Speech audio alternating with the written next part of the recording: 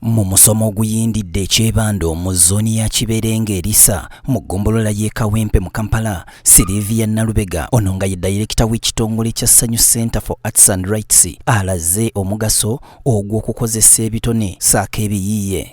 Lwaki tukozesa nnyo creative arts zino? Because creative arts zirina engeri gye zituyamba ffe ng'abavubuka okwezuula, okubeera nga tubeera ab'omugaso eri community yaffe n'eggwanga lyaffe Uganda wamu n'ensi yonna. Era ng'omulamu ogusinza otuleeta wano okubeera nga tweyongera okunyumya ku mboozi ezikwatagana ku kusoma kw'abavubuka, okubeera nga babeera protected in our communities and how best to support them, ffe ng'abazadde, ffe ng'abakulembeze wamu ffenna nga community. Sylvia akakasizza nti nga bayita mu bitone saako ebiyiiye abaana basobola okuyisaamu obubaka bwabwe ne butuuka gye bulina okutuuka. Okubeera nga tutumbula eddembe n'ebirungi ebiri mu baana baffe, nga bwe tulabye nti abaana balina emizannyo gye bakola egikwatagana ku kusoma, egikwatagana ku safety, that is prevention against sexual. Omusomo guno nsingidde ddala okuyiga nti abaana bwe tubawa platform balina bye balina munda yaabwe okubeera nga basobola okutugamba. Oluusi omwana kiba kizibu ndowooza okujja eri omuzadde n'amugamba ekintu, naye bw'olaba omwana wo ng'ali wano aliko ebintu byazanya wakedde nga tubaniriza engalo abalungi abagalwa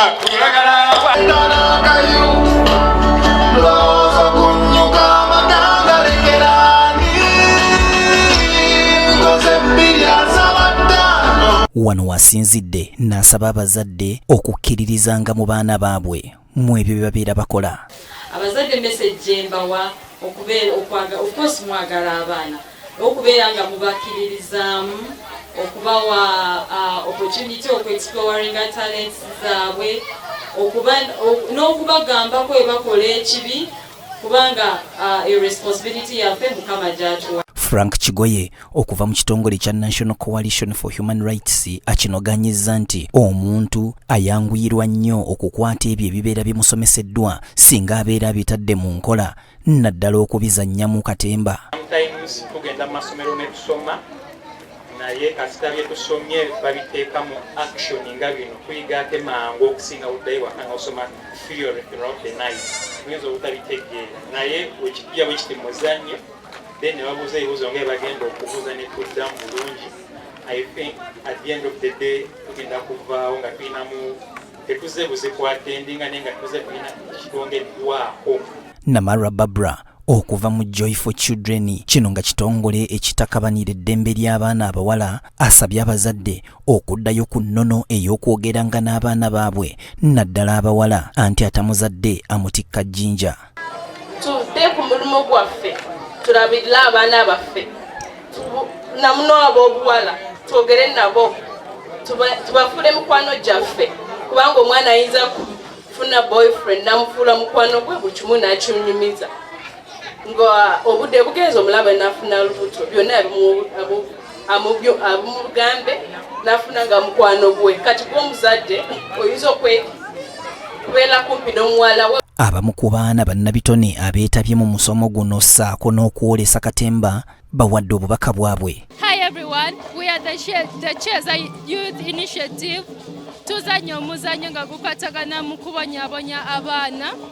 Mu community yaffe tubalaba abaana tebasoma abamu, bazadde baabwe bababonyabonya n'okubonyabonya abakozi ekiviirako okubonyabonya abaana mu community yaffe. Yensonga abazadde baffe gye bayisaamu abakozi babatulugunya kati n'abakozi okukola revenge tebasagituusa ku bazadde baffe wabula okutulugunya abaana. N'ekirala obutasoma abazadde obutaweerera abaana kiviirako abaana okubundabunda then ne babakola ki abakiviirako okurepinga abaana bwaba batebalina kyakola nga babundabunda mu nsi. Nina tuusa okwebaza kwaffe eri SARI that is SANU Center for Arts and Rights. SARI ne Bayibuli ekirambika bulungi nti ekitone kikuseguliza ne kikutambuza amawanga era ne kikutuuza n'abalangira bangi betulabye abagaggawalidde mu bitone byabwe so nga ate kuba musaayi muto kibayamba obutataayaya ku kyalo obudde ne babumala nga bakola pulakitisi saako okwolesa. Kabuye Israel, BTM TV Community Report.